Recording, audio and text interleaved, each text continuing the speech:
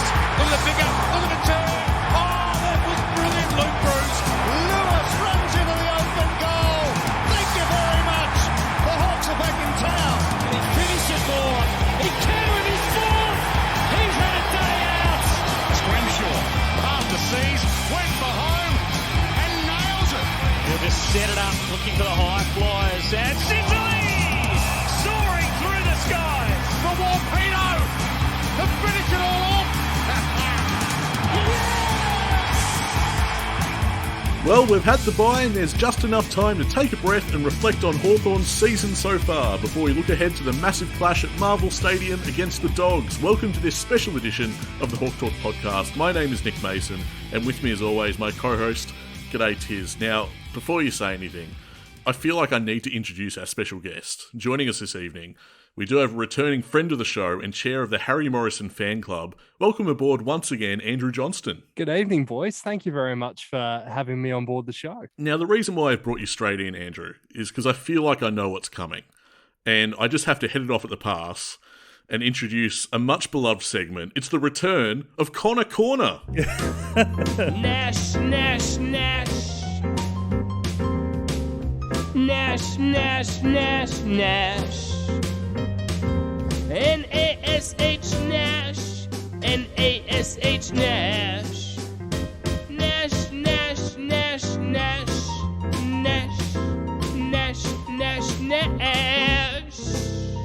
He's back 2 more years. You asked, who's the future? It is Connor Nash. That's how this works, boys. Yeah, this is actually going to be the entire episode now. Just wipe the rundown. It's just Connor all night long. And there was some terrific graphics. They've got him in a Top Gun theme. It's spectacular news. I'm very pleased with this. Obviously, I would have loved the Mitch Lewis signing to be announced, which I'm sure is coming imminently, I would hope. Yeah, I mean, it raises some questions about other midfielders we've got on the list, but it's thoroughly deserved from Connor. I mean, we would never expected this result from him or his impact he's had this year. And it's just incredible that Sammy was able to pick him out of the twos and do this for him and just tell him this is what you need to be, and he achieved it. I don't want to continue on Connor Nash too long after he missed that goal against Freo. He's still in my bad books, to be honest. No, it's terrific for him and thoroughly deserved from the work rate he's put in. All right, well, we've had a little bit of Connor Nash. I mentioned Mitch Lewis, and there'll be plenty more of that when we get to our mid-season check-in. But AJ, you're a big Harry Morrison fan. You're a noted Harry Morrison fan all over social media. Tell us how you've seen his season so far. I've been really impressed with Harry so far this year. I think he's not going to be that guy that's going to be a standout player for you every week, and you're not expecting that of him. He's going to be a guy that contributes in small ways every week, and I think every role he's had in the side, he's contributed really well. He's played up to that position. We saw the stats from AFL player ratings. He's ranked in the top 10 or 15 wingmen in the competition at this point. It might even be higher than that. He touched the top 5 over the last round, didn't he, Nick? Didn't we see that come out from AFL? I think he did come in at 5th, so. And he hasn't got the leg speed of some of the other guys that we've had on that position in the past, who I'm still not naming, as my rule goes. I haven't said his name in 2 years. I'm not going to start now. But we are desperately in need of that extra wingman. You know, Flip's been down for a lot of the season. Obviously, the Tom Scully experiment didn't work out the way we would have wanted it to. We needed players who could play that wing role and do a really good job at it. And I think, Harry, there is a genuine affection there because I've been lucky enough to meet the guy through work a couple of times. But I genuinely think he's lived up to that level that you need him at. Again, he's not going to be your best player in year 22, but he does more than enough each week that you go, okay, well, Harry had another good game this week. Harry contributed again.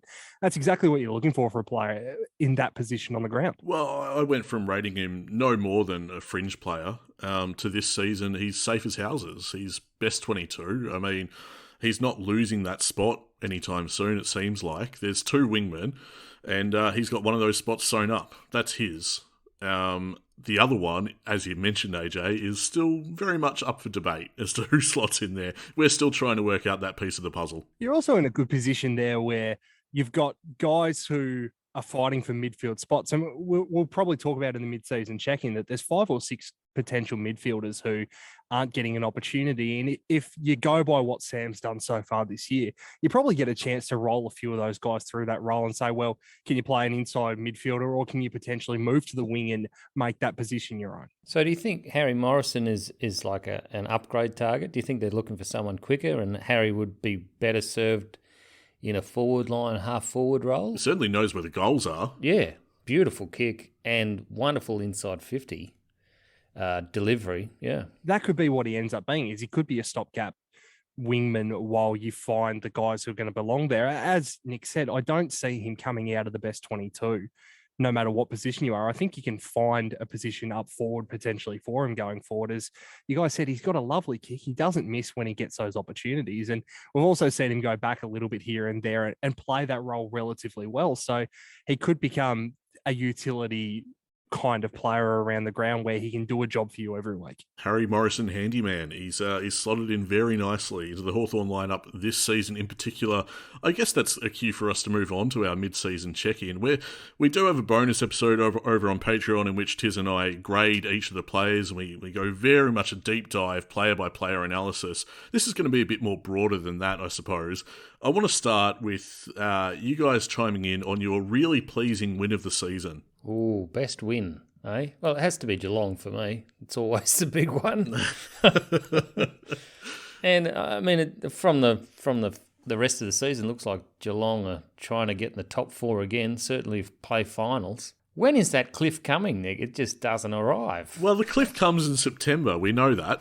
That's the beautiful thing about Geelong, is that I hold no fear in any great measure about what they can do when finals come around. I know they'll make it. That just seems to be fated, but I don't believe they'll do anything special. But for me, it's got to be Geelong at the MCG. It holds personal significance for me as well. It was a really fun day, and I got to go with one of my friends who... It's not often that someone from my social circle gets invited into that inner sanctum of M10 where I am a completely different person, which is not to say that I'm a loudmouth or I'm angry or anything like that. I just have a different energy about me. And so it's really cool when one of my friends gets to see that and to share that with them. Such a magnificent win, and M10 in raptures, and Mitch Lewis out the back, which we'll talk about later. That was just a special win for me. But I'm curious, AJ, are you on the same page as us, rating Geelong as the best one? In terms of the one I enjoyed the most was probably the Geelong game, and part of that was my first time back in my seat in M5 at the ground since 2019. I hadn't been back to the G and sat in that seat, which was nice. And I'd been to the two games beforehand, and we had that heartbreaker against Carlton and then got absolutely pumped by St Kilda. So getting back to that game was great. But in terms of actual quality of victory, I still think Brisbane was the best one. That we played some really good football. We scored well. And also the composure in the second half of that game when Brisbane started to come, that we were able to hold them off to an extent. We dropped their colours for a little bit late in that second half, but we're able to get back in charge of that game and take the victory. And as our listeners are not surprised by, I always have an affinity for a game played in Launceston. So yeah, absolutely. Tassie boy yourself. I seem to recall, I might be misremembering, correct me if I'm wrong, we were on the canvas for that first quarter, weren't we? I seem to recall the Lions got off to a pretty decent start and were flexing their muscles, and we got back into it. Yeah, well, it was a study in momentum, really. Sammy Mitchell has been speaking about arresting momentum, and that's one of the games where momentum just seesawed throughout the day, and eventually we managed to show the Lions up a bit for speed in the last quarter. Really good victory. But still not as heartwarming as the Geelong losing. Yeah, agreed. I'm on the same page there. What about our worst loss? Because we have to review those, sadly, too. What are we, 4-9 going into the bye? So we've already reviewed them, so we can move right along. There we go. To me, that was the Essendon one, and it doesn't need bare repeating.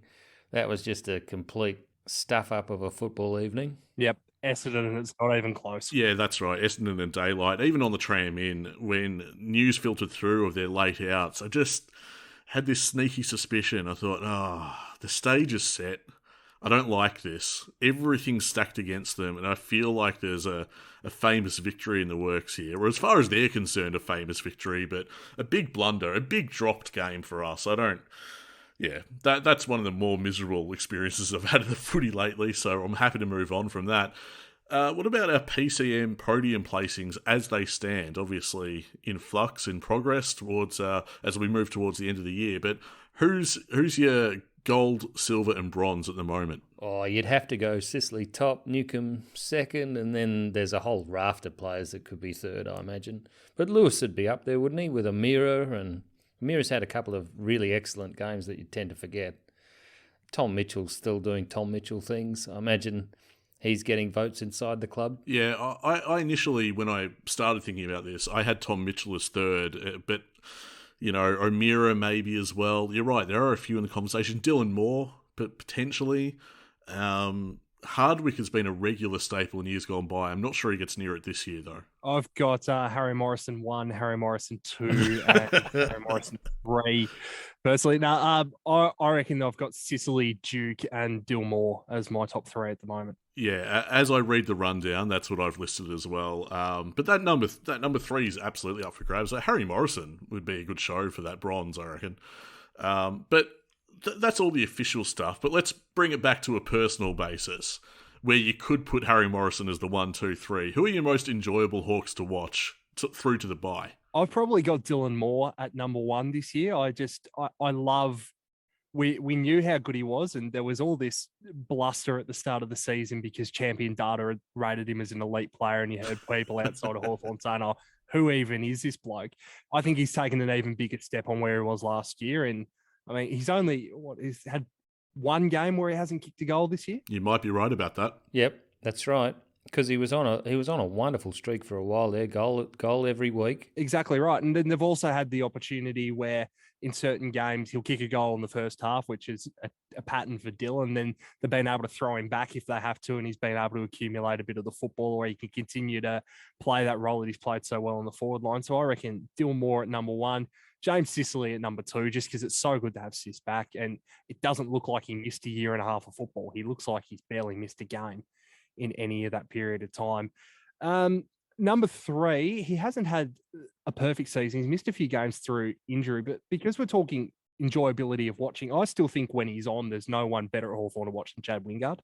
I think had more than a few moments where he's looked really good. And when Wings is getting into a game and starting to really play his best football, he's just a joy to watch. He's an enigma, Chad, isn't he? Like, he can do everything, but he just can't do enough all the time. And it's so frustrating. But when he's got the ball, you're delighted. Tiz, you say he can do everything. He can also very well do nothing on the day too. You just never know with Chad. One of the things he can do, though, is actually get a free kick when he wants it, which no one else in the team can do. Oh, he loves a free kick, does Chad. And he irritates the opposition. Also nice to see long sleeves back out on the park for Hawthorn from someone. So kudos to Wings for bringing the sleeves back. That's culture. That's a change of culture right there under Sammy. Wingard, there is nothing better though when Wingard has like a truly arsey goal to frustrate the opposition fans because he's done nothing all day. And they're like, "Oh bloody hell, this bloke!" What did you feel when he feigned enormous injury in that marking contest against Collingwood, and then just took off out the back and kicked a lovely goal? What was your reaction to that? Well, I don't believe he feigned it. It was a heavy enough hit.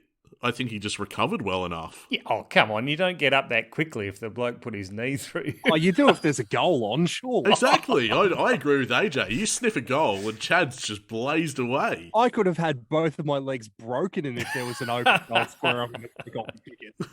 That's Chad's style. I never read into that as him feigning it. I thought it was genuinely a heavy hit, and he did well to bounce up from it. That could have been far worse. I felt he overplayed it, but it did look really bad at the time. The bloke that really surprised me, and I missed him, was the watchability of Jack Gunston. The guy is just elite. He's a Ferrari playing football. It's incredible to watch. Even when he's not completely on song, he's just where the ball is going to be. And even when he was injured that day against Collingwood, the ball kept following him around. It's just he couldn't have the impact he wanted. Some of the goals he's slammed through this year have been legit some of the best of his career, I reckon. they've been stuff for the highlight reel, 100%. The couple against Port Adelaide, especially turning the guy inside out in the pocket, you never thought he'd put it on the boot and send it sailing through, but he did. He found a way because he's Jack Gunston. And then I really want to see more of Newcombe in the forward 50 after that flying mark that he took at the MCG. And obviously Sicily, we've already mentioned, he's incredible to watch. Seemingly out of position, seemingly having put two hands in the back. How the hell did he manage to keep position there against a bloke who's a foot taller than him? We're very lucky to have Sicily at the back there, and it just shows how much we missed him last year. What about you, Nick? You would be...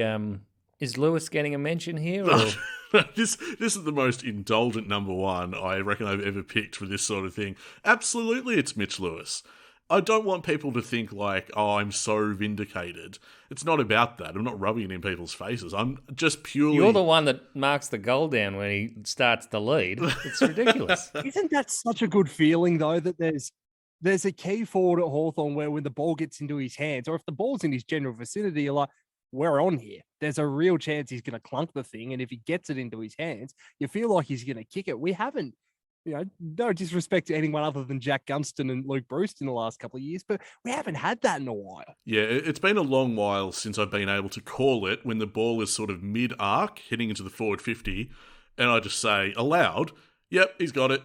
And then he'll clunk it without fail. Mitch Lewis is just such a safe pair of hands, and charging out on the lead, big pack marks, clutch goals. He's starting to kick bigger bags than he ever did. Come on, that's enough. You never expected him to kick as well as he is this year, right? Oh, he doesn't miss. People who had perused the preseason guide, they would know that I absolutely hoped that this would be the case for Mitch Lewis. I wasn't sure, absolutely no way sure, but he's turned into main event Mitch Lewis. He's the main event of that forward line, and I'm absolutely delighted for him. The second guy on my list is Jai Newcombe, because he's just such a heart and soul player of this Hawthorn side. Generally, if he digs in, we're a good shot at winning. And I can't believe that opposition teams have seemingly not done a blanket job on him just yet. He fades from games occasionally, but I haven't seen from the opening bounce a team really go to work on him. And I don't know why, because he's so effective in getting Hawthorn over the line, just dragging the club on his back. And the third, while he hasn't had a stellar season, I still find enormous entertainment value in CJ. CJ'd be frustrated with his year so far, I'd imagine, but hopefully at the back end, he can do what he did last year and just light the place up. A couple of injury interruptions in there as well, so you haven't really seen him be able to put together that consistency that he put together in 2021 either. So you have to give him a little bit more time there, I guess, as well. Yeah, his closing speed's been hampered in the contests I've been noticing. So, I would have thought coming into the year, though, Bramble would be on this list. And he's also had a similar interrupted year. So, look, I'm really impressed with where we are, though, as a club. Not necessarily the wins, but the number of wins, I should say, but who we've been competitive against, which clubs have struggled to beat us. Sammy must be wrapped with how it's going so far. And it helps that a few players have stepped up to the plate that we didn't necessarily count on. I want to get to our surprise packets for season 2022 so far. I'll rattle off mine first and then let you guys go ahead. I'd say Connor McDonald, being a first-year player, I didn't expect necessarily a first-year player to acclimatise this well. I think he played 11 games in a row. He's finding the scoreboard. He looks like a complete natural out there. And the second guy, as I would have flagged earlier, Harry Morrison, who, again, I had pegged as a fringe player and nothing more, but he's completely owned his position. And, he's been a delightful surprise this year. But what about you guys? Obviously, I would... Harry goes without saying because we've established in the program so far how big of a fan of Harry I am. But I really want to put Jack Scrimshaw on the list because he was great last year, but he is when he's having good games, and I know he's had some issues with the shoulder and he had the concussion in there as well, which didn't help. But whenever he has a really good game, you look at him and think, this is a guy who has the capability to be an elite player in that position. He so often does things that really impress you in the way he plays. And that's like a lot of those young guys in the back line. It's CJ's another, and even Will Day's another one there too, that you need to see that consistency week in and week out to slot them into that next echelon of players. But when he's having a great game, I reckon Scrim is as good to play in that position as we have at this club and could stand up against some of those similar type of players in the competition as well. Yeah, well, I just have to go with Connor. I think Connor McDonald has surprised me enormously, how good he looks at the level.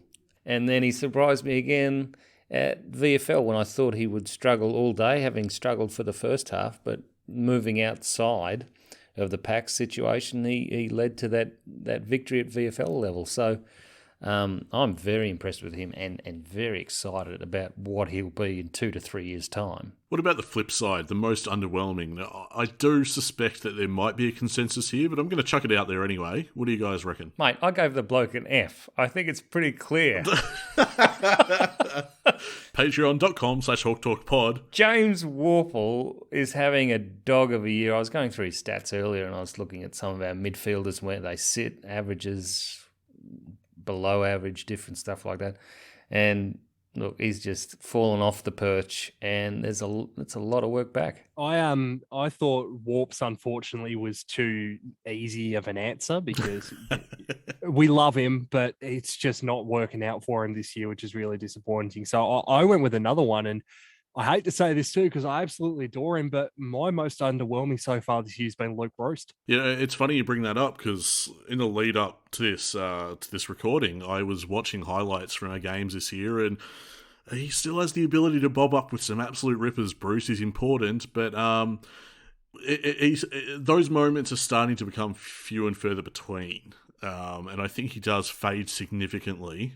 And I don't know, his time's coming. I think in terms of like career longevity, I'd say Gunston's probably further along the path. If we're looking at those two as a dynamic duo, I think Gunston's further or closer to retirement, and Bruce just starting to get there. Still really good for us, but I'm starting to see signs this year. Oh, don't get me wrong. He's comfortably a best 22 player, and I think our forward line, even just in its structure, is better when he plays. And also, we talked about guys like C-Mac coming into this forward line, and the same with Sammy Butler now, is that they will learn so much from having a guy of Luke Breust's caliber and experience in that lineup. But that's also not a bad thing to think, okay, well, he's coming potentially towards the end of his career, and he's got two young potential small forwards, and we'll add Brockman to that list as well, who unfortunately we're not going to see again this year due to injury. But there's a lot of guys who are going to get better from having him around the club. And while he may not be able to put out those performances every week, he can still teach those young guys and say, okay, here's how I'd act in this situation. Here's what I'd do. Here's what you need to be looking for. And I think that's invaluable. And that's why I personally am really glad he didn't end up leaving the club at the end of last year. And we've seen in his own reports that he had a serious think about going to GWS in the end and decided not to go. I think we all benefit as a football club from having him still there. 100%. And Dylan Moore has been one such apprentice so far, and you can see the influence there. That's been magnificent to see. The likes of Brockman and Butler, even C-Mac, as you say, it is a really good thing that he decided to stick around, and a really selfless thing when you think about it. Are we going to talk about Impey and Will Day and how they're not really hitting their straps? Yeah, well, in the player gradings, I did, give Impey a D, which was perhaps a little bit harsh because he is coming back from injury, and that's why I neglected to mention him here. My most underwhelming, I nominated Worpel for this. But that was too easy. AJ told us that was way too easy. Well, it is too easy. It sounds like I'm slamming Jimmy like I don't like him. I absolutely love the guy. I want it to come together. I'm not seeing it right now, which is really disappointing because we saw in his best and fairest here what he's capable of when he plays his best footy. And that probably makes it harder, is knowing how good he can be. So it's a very hard position for Sammy now, because if we want to get, I know he's got another year contracted, but if we want to get the most for Worpel and we decide he's not the future, we probably need to play him and make him look good to get a decent price. But also, do we decide that he is the future? And we've already tried to move on a few blokes in that midfield because it just doesn't work. We're still pretty non-competitive through the midfield. It's one of our weak points. It's where teams expose us each week.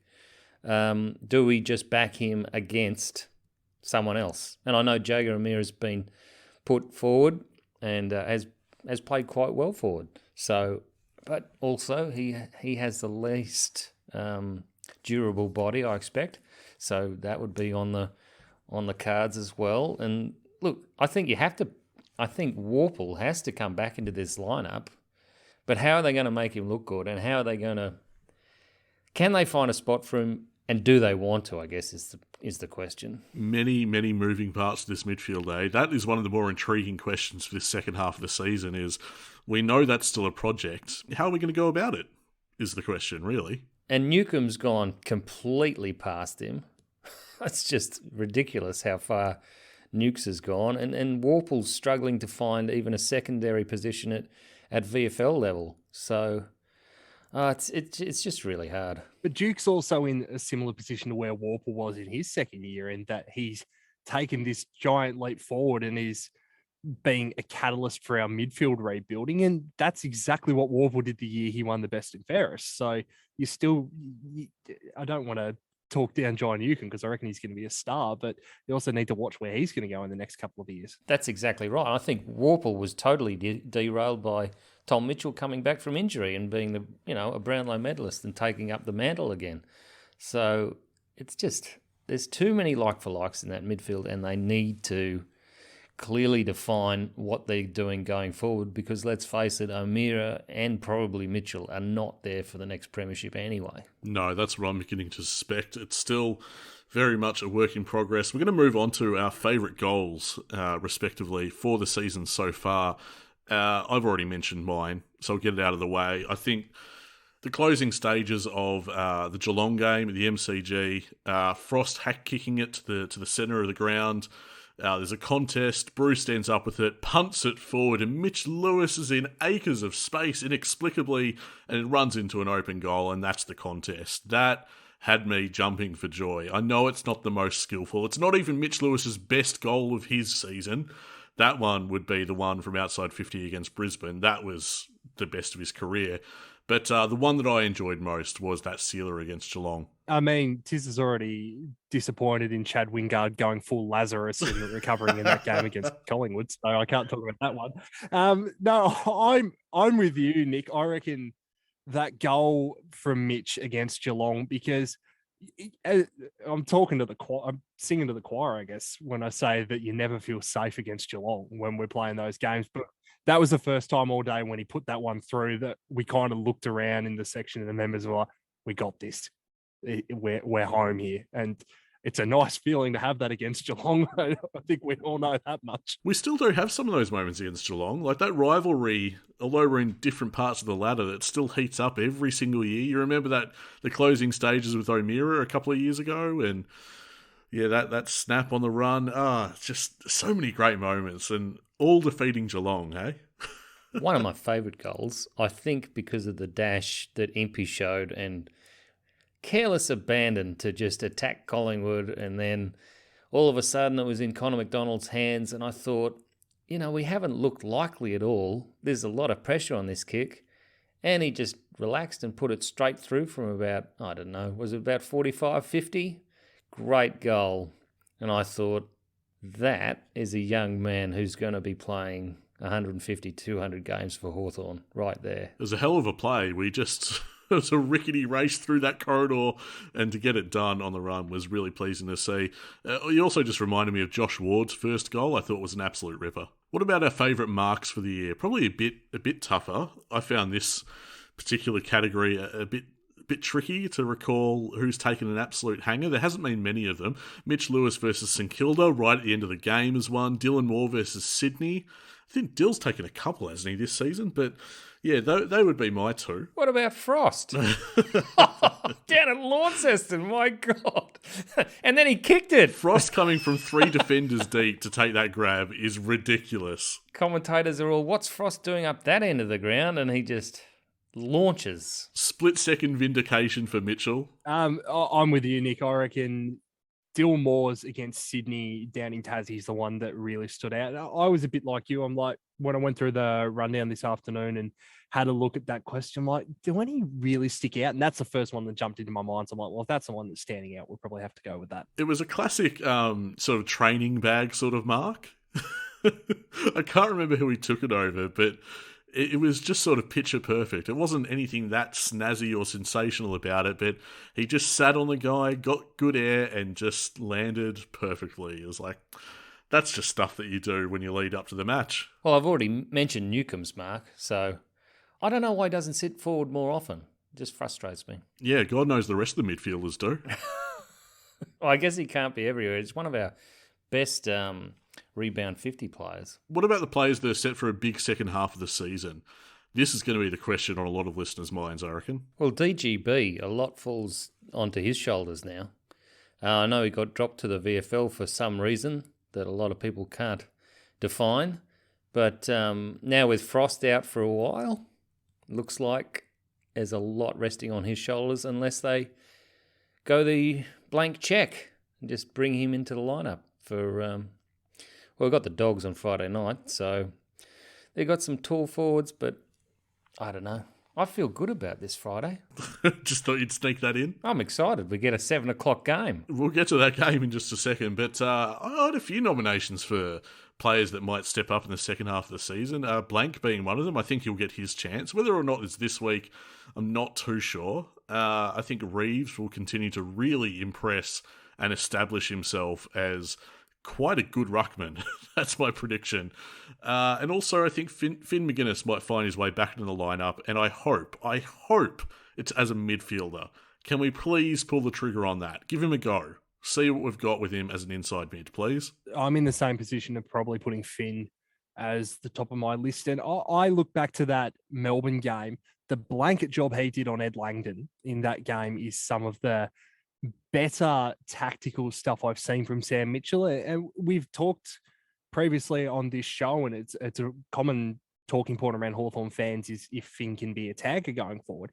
If you use his endurance like that and use him on a player like Langdon and try to shut him out of the game, I reckon that is a really exciting element to add to this team. And I'd love to, I don't know necessarily who those matchups are going to be in the games for the rest of the season, but I'd love to see Sam try that a bit more. Yeah, I'm all for that. Yeah, I love having that in the arsenal of the club. The fact that we have another player like that now that can do a job, a very specific job on a weapon for the opposition and completely blanket them. I think that's a great thing to have. We've got to see what he can do. He's got the body. Like, he's much bigger than Will Day, Ward, the other boys. He's ready. And they've just got to give him license. I think so. We move on to talking about some of the players that might have an uncertain future at the club.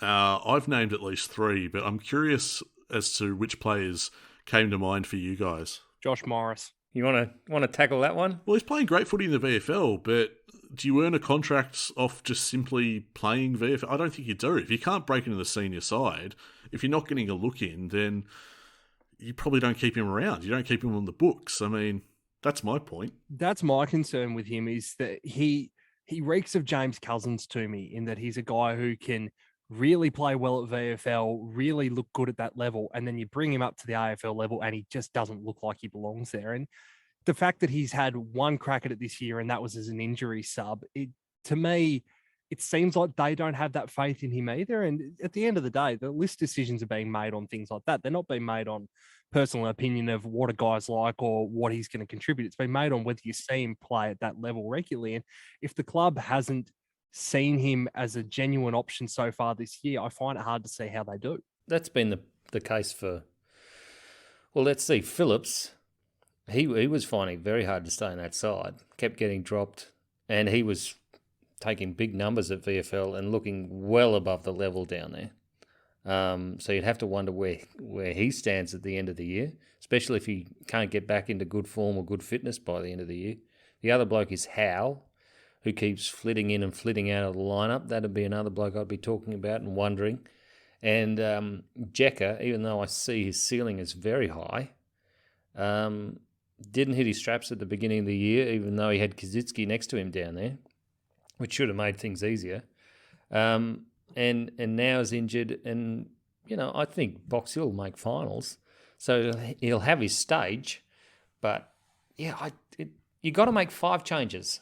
So it's got to be 5 come off the list, and you can offer them rookie spots. So you'd probably think if Brockman was to stay at the club, he'd become a rookie, something like that.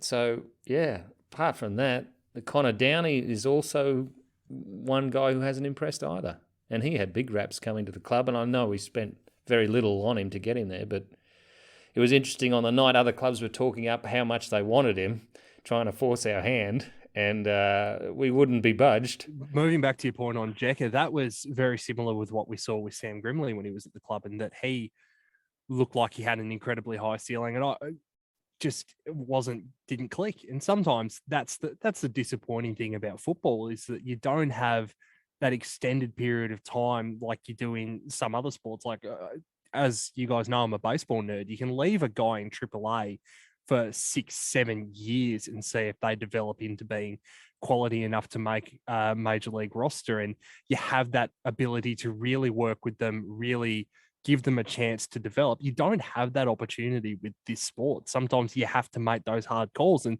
there's guys like Jekka and like Morris who you just have to look at them and say, we're going to have to make a move. Sorry, guys. Well, to your point on Jekka, his stage is set imminently. Looking at the injury list, which we'll get to a little bit later, he's, as a test, coming off a hamstring injury, so his return is imminent now. And he really has to seize this back half of the season to really impress. The guys that we've already mentioned, Connor Downey is one, a hamstring injury at just the most inopportune time where he needed to prove himself, and he'll be robbed of that and might even lose his spot from the list. Seamus Mitchell is another guy, he's out for the season. And Dan Howe, we've already talked about. And, well, there's three right there. Now, they're all very obvious, pretty much. They've underperformed or they're underwhelmed.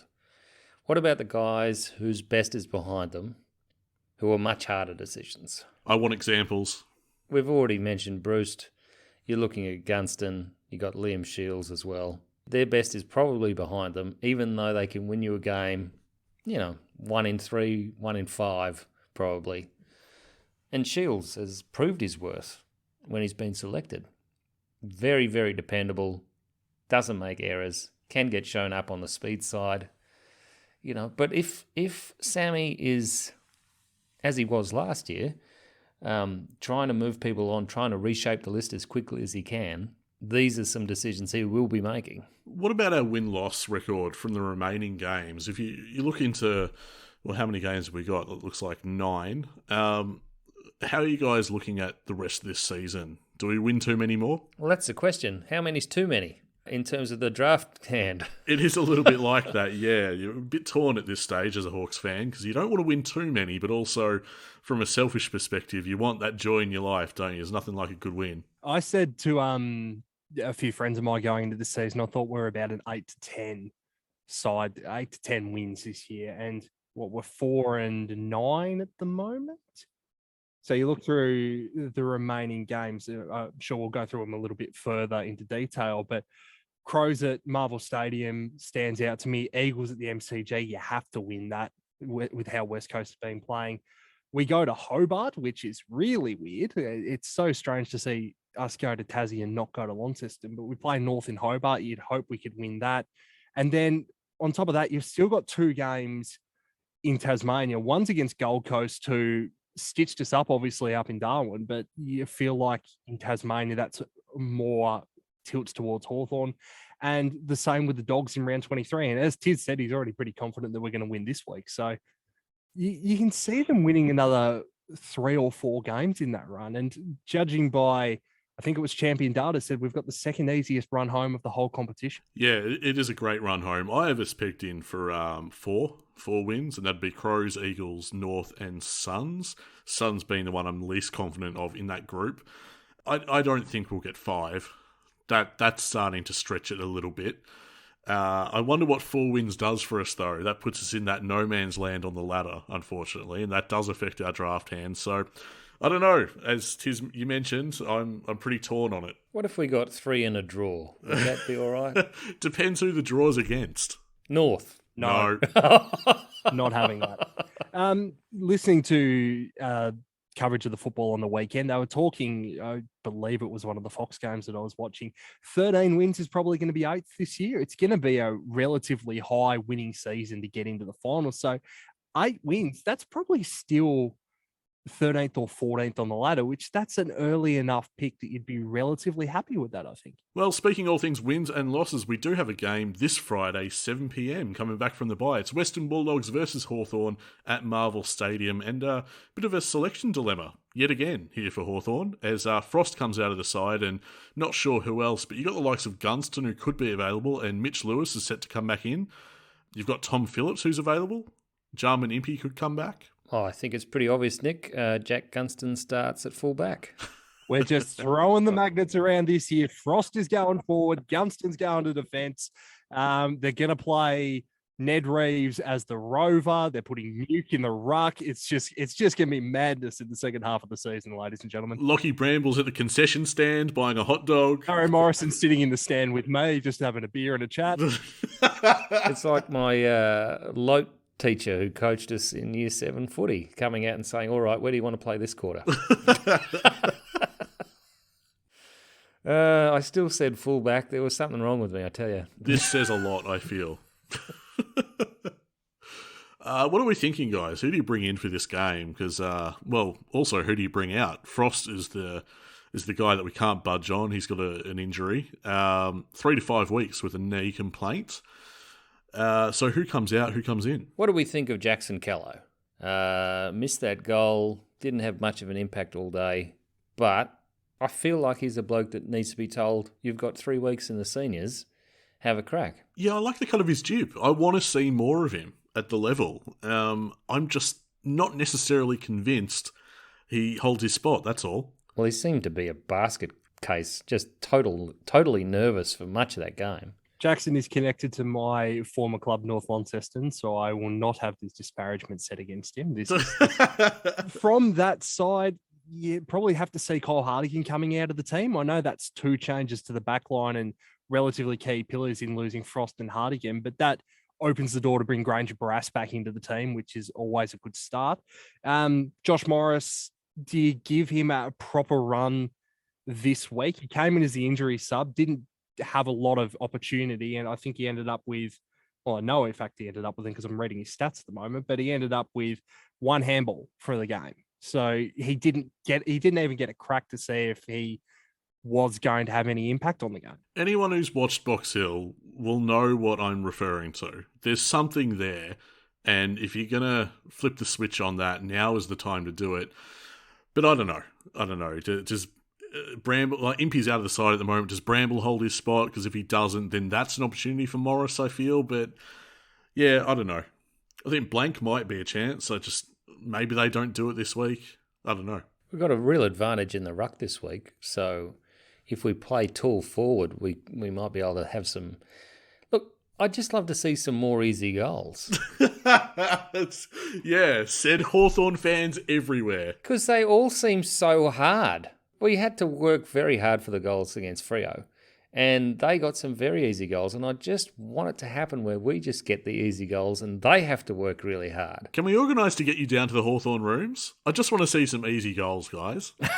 With English not available for the Western Bulldogs, if he's fit, do you bring Max Lynch in there and say, well, look, we're going to have the better of the run in the ruck anyway between you and Noodle? Do you get them to play together and try and actually get a bit of consistency in that pairing, considering that's where it looks like we're going to be going long-term in terms of our ruck options? Is that what you want to see? Do you want to see us playing 2 rucks? I'm not against it. I'm not against it either. In fact, I think that's what the club's leaning towards. It's just whether they bring Lynch in. He's listed as a test with concussion again.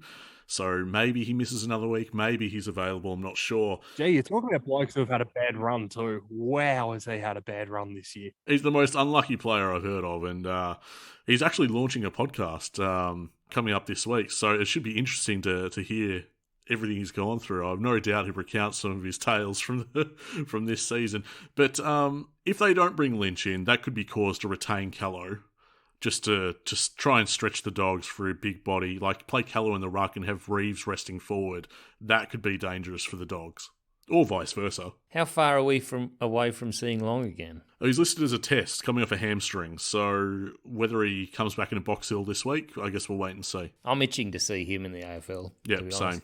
But the Dogs have had, is it 3 or 4 forced changes, and Yeah, that's got to spell opportunity for Hawthorn. Well, we're playing for the Tim O'Brien Cup, as we know, and it's going to be an important clash to walk away with that trophy. And if not, we'll just say we almost did. Oh, jeez. The funny thing is when you mentioned best marks of the year, I'm like, does Tim O'Brien still play for us, or did that mark happen last year? I can't remember. Oh, what? You mean you haven't seen him tearing it up for the Bulldogs? I was surprised by that. You imagine when you go out and get a guy as a free agent like that, he'd be getting a bit more game time. It's been. I don't follow the Dogs obviously as close as I follow Hawthorn, but that seems like a strange one to me. Classic Bevo. We also don't play Taylor Duray. Taylor Duray was injured last week, and he'll be missing for this clash. So very little Hawthorn representation. That was awful to watch. Yeah, you hope his career doesn't end in that fashion. That would be a bit nasty. He's looked pretty good this year in the time I have seen him, so you'd hopefully maybe one more year. Here we had a question from Numo. Does McGuinness get a game this week against the Dogs midfield as a run-with player, or do we back ourselves to go head-to-head? Now, McRae is obviously a ball magnet, and if you wanted a player to do a job, maybe it's Finn's time to have a crack there. I would love to see that. Yep, I'd fully support that as well. I reckon that would be a really good move. Well, I think if we see his name in the ins, then we know exactly what Sam Mitchell's trying to do. So, yeah, fingers crossed. I look forward to seeing that too. This question from James. We may have lost a shocker at Marvel earlier this season, but do you think our new fast game plan suits Marvel compared to our Clarko style that would always see us play terribly at the ground? We've got a winning record at Marvel.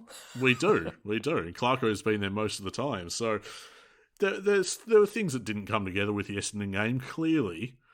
But we did throughout that game produce patches of our best footy. I think we can produce some good footy against the Dogs. I just want to see him run with this game style personally. I like it. It's fun to watch. And that's all I'm asking for at the moment. If they're developing and they're at least enjoyable to watch, they're not going to be perfect. And you don't want to see something that is working a lot of the time and go away from it for any reason. So just roll with it. If we get done, we get done at the end of the day. Worth mentioning as well that this weekend, back in VFL action, it's going to be Footscray, of course, taking on Box Hill, hosting them at Whitten Oval, Saturday, 1:05 p.m. No clash there. No clash with those games, so you can check out the Friday night game, then get down to Whitten Oval for Box Hill as well. Staying with VFL, well, we move into VFLW action. Just worth a mention that the Hawthorn VFLW side, their season came to an end, sadly, bowing out the semi-final against the Southern Saints. 8-7-55 defeated Hawthorn 6-3-39. A do-or-die final at City Oval.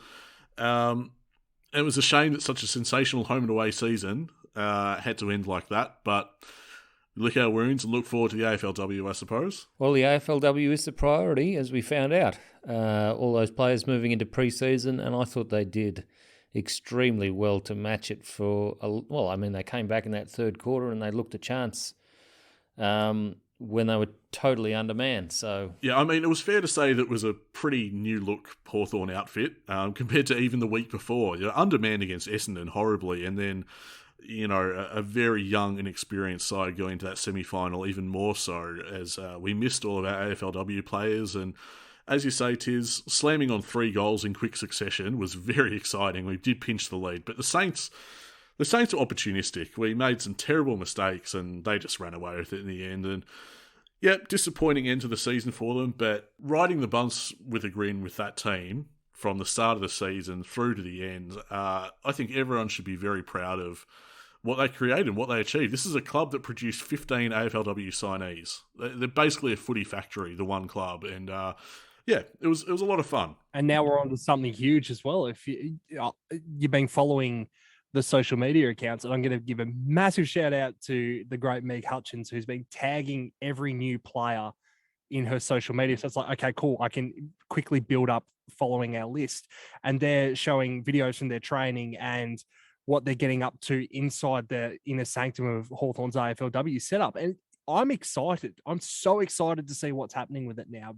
It's for even when they announced the club was coming in, it didn't really feel real at that moment. And now it's starting to feel real. It's starting to feel like this tangible thing that's in your hands, that we finally have our AFLW side built on the great work that this VFLW club has done. And there's a reason there's a lot of crossover in faces there.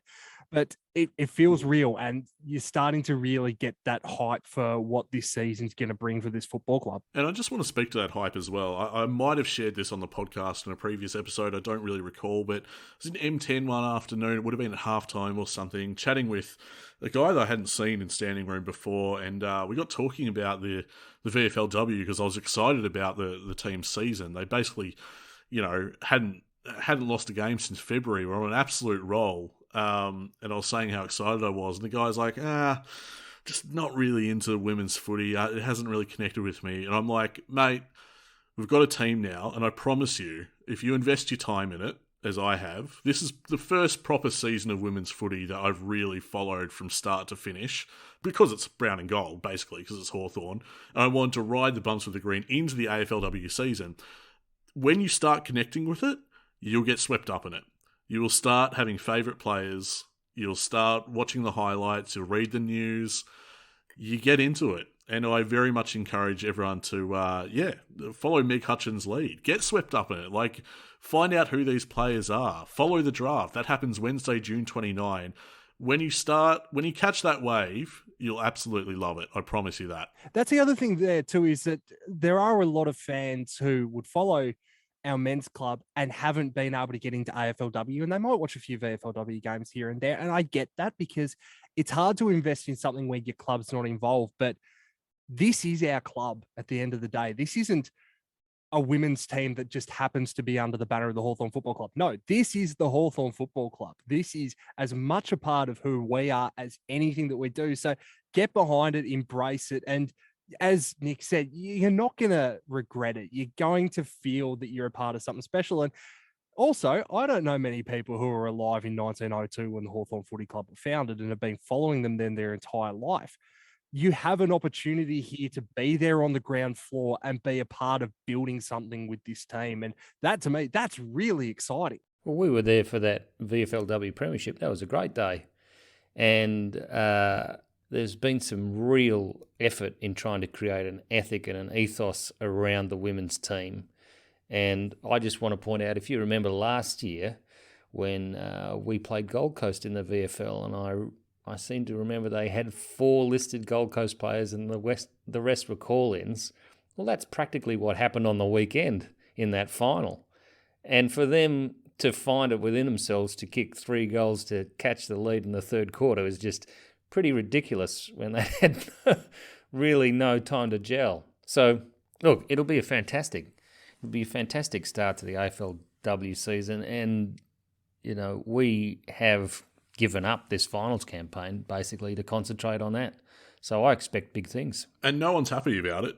Let's point that out. I don't think anyone involved at the club is happy that they were forced to do that. Well, I mean, it's out of their hands. They just can't do the AFLW preseason into the AFLW season and play these finals as well. They just don't have the bodies ready for that. There's a matter of player welfare and well-being and that sort of thing, and prioritising what you have to prioritise. They've already played how many rounds, Nick? I mean, it's a long season, and it's absolutely cutting into preparation for the AFLW. So, anyway, something to look forward to. As I say, Wednesday, June 29, the AFLW draft. We're going to be watching that with interest, particularly as we have the most outrageous hand of draft picks compared especially to the other Victorian clubs. That's going to be great.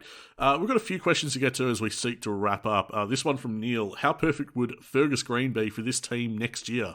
Well, I guess if Bruce and Gunston have shown the door that Fergus Green could look pretty good in the VFL. Oh, jeez, you're harsh. If Gunston and Bruce fall off our list sooner rather than later, Fergus Green is a really good show. I suspect when that does happen, when both are off the list, he'll be 25, 26, and that is a pretty good age profile for Hawthorn, actually. Yeah, you're not going to punch me on Friday night when you see me, are you? For that one?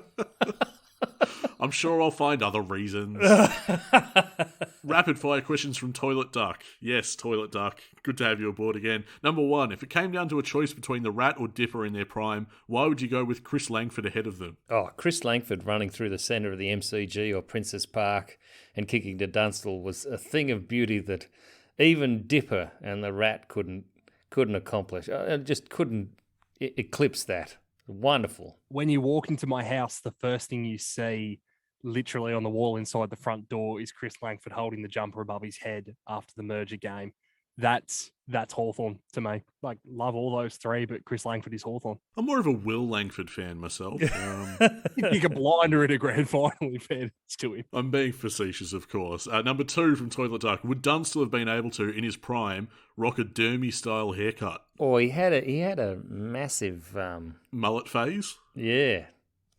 But that faded pretty quickly, and Pritchard and Gary Ayres took up the slack. Dunstall with a Dermy haircut would be magnificent. I included that question just for the visual. Number 3, should we mandate our captains wear long sleeves like Tuck? That's going as far to the opposite side as we can from Alistair Clarkson, from no long sleeves to the captain must. That's an intense swing. Mandatory long sleeves. And this question from Dino, any sport? I threw the questions out in a very general way.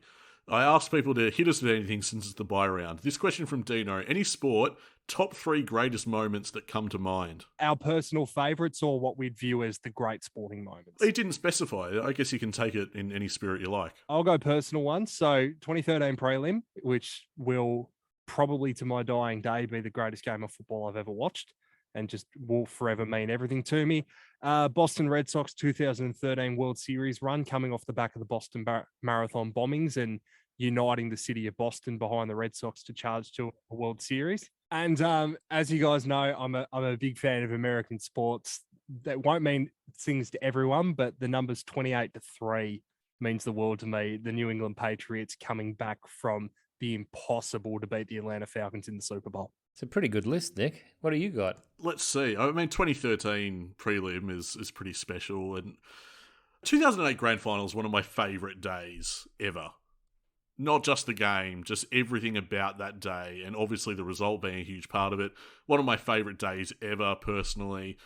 I'm going to try something else with the list and go for moments that obviously weren't personal to me. I think Derek Redmond's injury and then being helped by his dad in the 1992 Olympics, that makes me emotional. So it's hard to overlook. And I think a special shout out to Steve Bradbury, who after all these years, I'm still on the fence about in terms of how I feel about it. Because he wasn't the best, but then he was in the conversation to be the best. And maybe that's enough. Maybe that's fine. He deserves it. He was there and he won. He deserves it. And it was a ridiculous win, but he was there and he deserves it.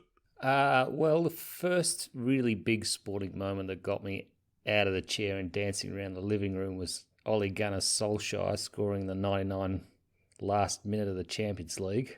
2008, that beating Geelong. I don't think you can get past that premiership for me. And then third, I don't think I can put these in order because the 2008 premiership I attended, and that was just on a very, very tiny television screen watching Solskjaer put that in. And then I did actually nearly knock the TV over. So it was pretty early in the morning. I don't know, the third one. Gee, I saw Buddy kick those goals against Essendon. The one from the centre square against Collingwood was ridiculous. I think I'd have to go with that. I wanted to ask you, Tiz, was 2008, like me, was that your first grand final? You mean with Hawthorn? Yeah. Yeah. Yeah, well, that's part of why it made it so special for me. Yeah, definitely. All right, final question here from listener Andrew. If Train A leaves at noon from San Francisco and heads for Chicago going 40 miles per hour, 2 hours later, Train B leaves the same station, also for Chicago, travelling at 60 miles per hour, how long until Train B overtakes Train A? The answer, Andrew, is 4 hours. All right, well, that's going to be the show. Did you actually work that out? I just copied and pasted into Google. Oh, really? My answer was going to be yes. Also valid. We need to wrap up here. Now, if you like what you've heard and you could spare a second, we'd really appreciate it if you could leave our show a rating or review on Apple Podcasts. Not only does it make our day to see stuff like that, it also helps other Hawkers to find the show. And we'd love to also have you on Twitter, twitter.com/HawkTalkPod. We're about 3,600 followers now, which is really exciting. Meanwhile, over on Facebook, we're just 5 likes away from an amazing milestone there. So get on board, facebook.com/HawkTalkPod. And of course, you can find us on Instagram too. And the big one for us, if you love what we do and you feel like you want to support the show, you should become a proud, passionate and paid up Patreon subscriber and get some sweet perks in the process. You can sign up at any tier really, starting from $1. Most people like to get on board for the bonus content. Plenty of that going around at the moment, including our mid-season ratings player by player. For access to that and plenty more, check out the details at Patreon, patreon.com/HawkTalkPod. AJ, thank you so much for being part of our show tonight. Any plugs? Thank you for having me, boys. No plugs for me. Just go Hawks and go Red Sox for me. Brilliant. That was easy. I thought that was going to be more in depth. Just us with our many, annoyingly many plugs, as per usual. Oh, did I mention we've got stuff on Redbubble as well? Redbubble.com, and search Hawk Talk Podcast. You find our merch there. I mean, we could just go on and on and on. So much happening with the Hawk Talk Podcast. Gentlemen, how are we feeling about Friday? We seem confident. I'm feeling relatively good. I like our chances. The Bulldogs are massively undermanned, particularly in the ruck department. It gives Reeves a real chance to go out and show I'm not just a good ruckman. I am really good. I can be a premier guy in this competition in the future. Look for Ned Reeves to have a big game. I reckon we might just get the chocolates. Oh, I'm expecting big things from Chadley Wingard to this Friday. Without Taylor Giray there to squash him, it's all over. Chad versus Timmy now. You watch out. Chad will just shark everything that Tim doesn't mark. Oh, He'll end up with 7 goals. We love you, Timmy. We do. That'll be it for this week. Thank you once again, Andrew Johnston, for joining us. Western Bulldogs versus Hawthorn at Marvel Stadium, Friday, 7 p.m. Looking forward to that. 7 p.m, not 7:20, not 7:50. It's a weird time. It's 7 p.m. We'll see you at Marvel Stadium, and we'll be back next week to recap all the action from that game. We are a happy team at Hawthorn.